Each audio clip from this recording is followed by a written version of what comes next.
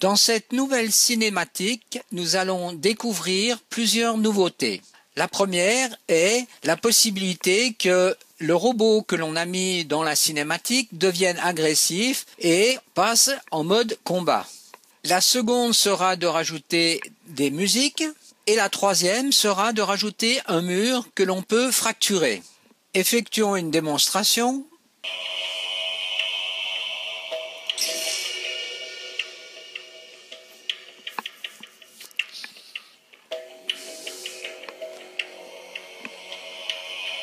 Echo, Delta, Charlie.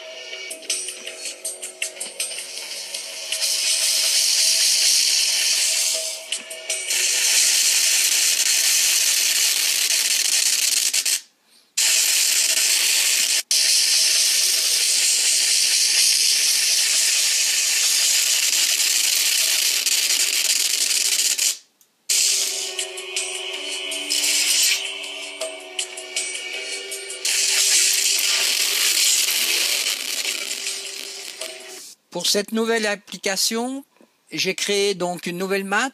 J'ai gardé les deux pièces avec un bout du couloir de la map antécédente, donc ici. J'ai rajouté une pièce principale avec une structure et deux couloirs sur les côtés qui permettent donc de passer d'une pièce à une autre, un peu d'une autre façon. Ce qu'il faut savoir, c'est qu'il est toujours possible d'ouvrir deux éditeurs UDK et de faire des copies-collées d'un éditeur dans l'autre. Ceci est extrêmement pratique et on gagne énormément de temps si la puissance de calcul de votre ordinateur vous le permet. Je commence donc par ouvrir l'explorateur de browser. Je fais une présélection sur les personnages, donc les robots. Je choisis ce type de robot que je rajoute dans la scène.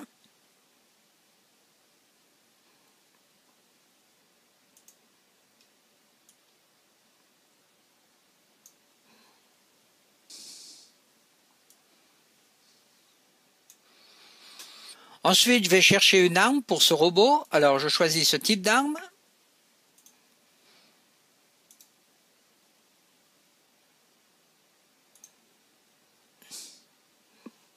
Et pour attacher cette arme au robot, on utilise cette technique. Vous avez ici une icône qui vous permet de mettre en valeur certains points d'attache à vos personnages d'objets. Donc ici, on va attacher donc cette arme à cet endroit, tout simplement. Ensuite, j'ouvre le Kismet et je commence la programmation. Alors, en tout premier, je rajoute une action level chargé. À ce moment-là, je commande une open scene.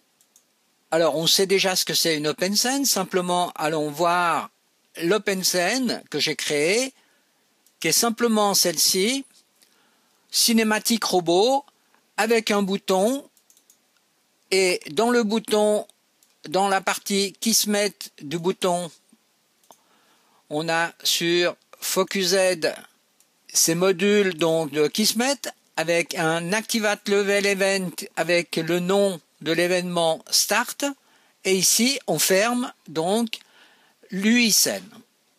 On va profiter du moment où le niveau du jeu démarre pour ajouter une musique. Alors c'est un Play Music Track. Ça se trouve sous New Action, Sound, Play Music Track. Ensuite, vous ouvrez les propriétés de ce module. Vous développez ici le module et là, vous avez à cet endroit la musique que vous voulez intégrer dans votre niveau de jeu. Alors, on peut voir, c'est cette musique-là que l'on peut arrêter comme ceci, bouton droit, Stop Sound.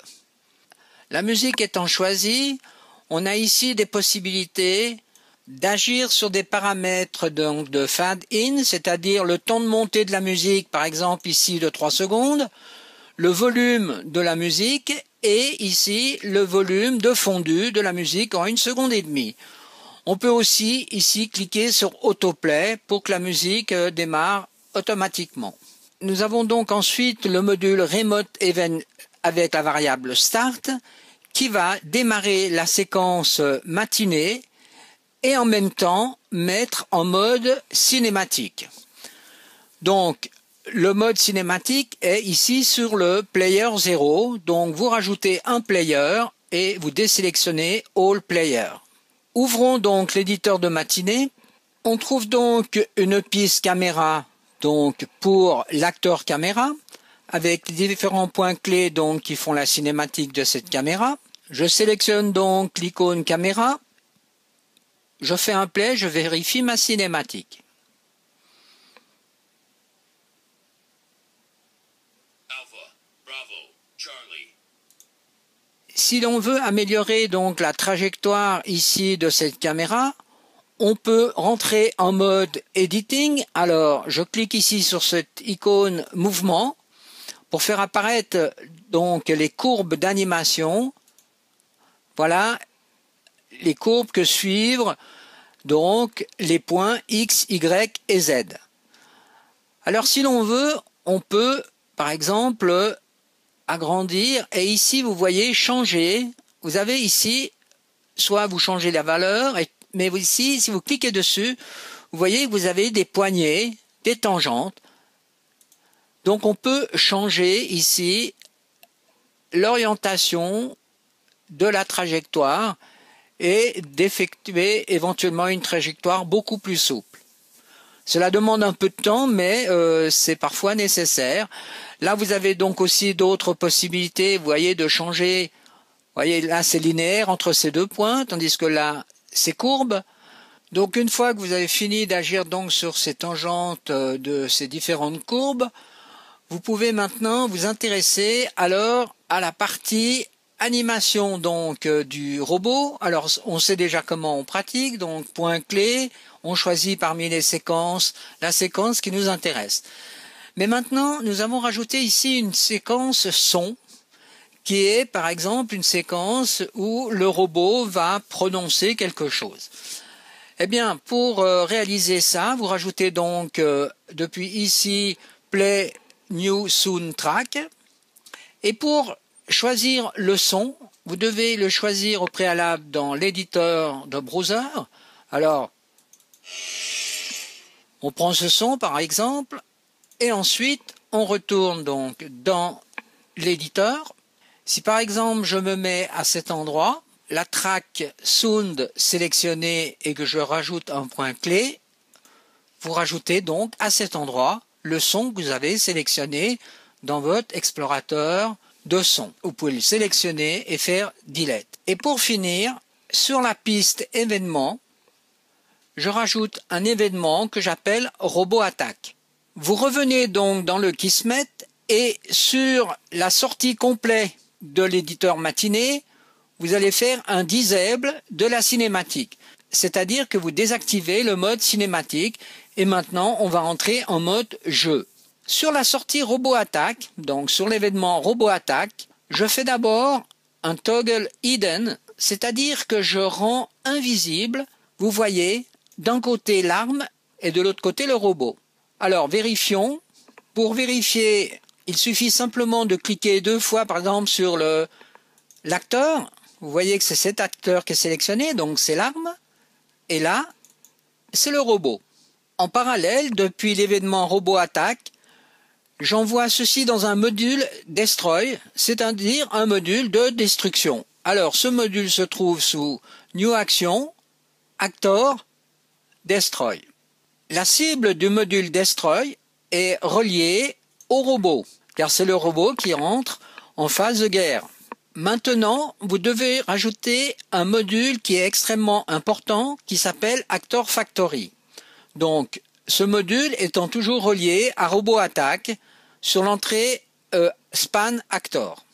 Alors, ce module se trouve ici, New Action, Actor, Actor Factory. Ensuite, on ouvre donc les propriétés de l'Actor Factory et l'on constate ici que l'on peut rajouter, en cliquant sur cette flèche bleue, un nouvel objet. à ce moment-là apparaît toute une palette d'actions possibles avec Actor Factory. Ce qui m'intéresse, c'est l'intelligence artificielle pour mon acteur qui est le robot. Donc je choisis Actor Factory AI. Ensuite, je déploie cette partie des propriétés et je choisis UT-Boot. Là, vous voyez, vous avez plusieurs possibilités, donc le boot étant considéré comme un robot. Ensuite, je dois sélectionner cette variable pour forcer le robot à participer justement à un match, un dead match, un match à mort. Maintenant, il me faut créer un inventaire pour ce robot, c'est-à-dire lui donner une arme. Alors pour cela, vous cliquez à cet endroit. Pour ouvrir ici, vous voyez la possibilité de choisir une arme. Alors dans le cas présent, je choisis un Link Gun.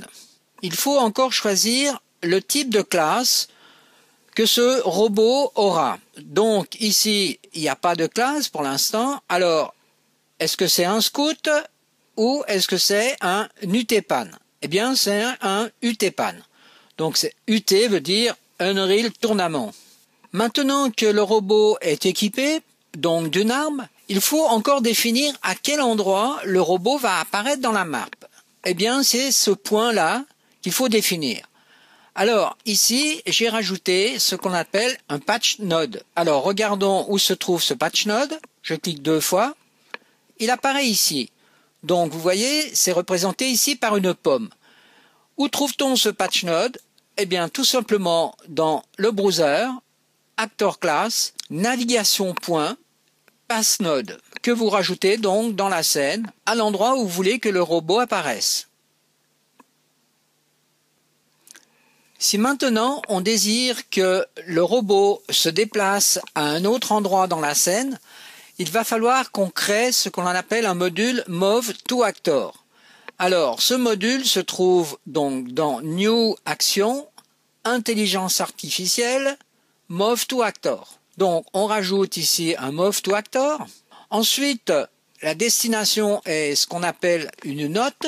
Alors, cette note se trouve donc dans l'explorateur de browser, sous Actor Class, et ici sous Note, que vous rajoutez donc dans la scène, comme précédemment. Alors là, on voit, ici on a une note, et la deuxième note, vous voyez, se trouve ici dans le couloir. Donc le robot va se déplacer suivant cette trajectoire. Pour que l'intelligence artificielle fonctionne bien, il faut bien faire attention que la pomme, faut qu'elle voie la note qui est ici et cette note voie l'autre note qui est là. Pour que tout fonctionne bien, il faut encore créer ici une variable objet. Donc, new variable objet, objet.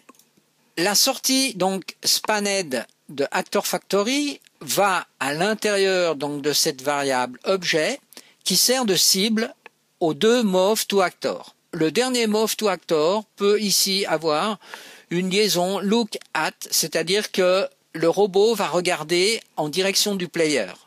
Alors étudions maintenant la partie du mur qui est fracturée par l'impact des balles. Alors, première chose, où se trouve ce mur? Eh bien, c'est simple. Je clique 2 fois sur ce module. Voilà le mur en question. Ensuite, j'ouvre le générique browser. Voilà le mur. Je clique 2 fois dessus pour ouvrir l'éditeur de Static Mesh. Voilà la Static Mesh. Je constate déjà qu'il y a une collision sur cette Static Mesh. Ensuite, si je clique à cet endroit, c'est un outil qui vous permet de fracturer donc le mur. Vous voyez ici les morceaux du mur qui sont fracturés.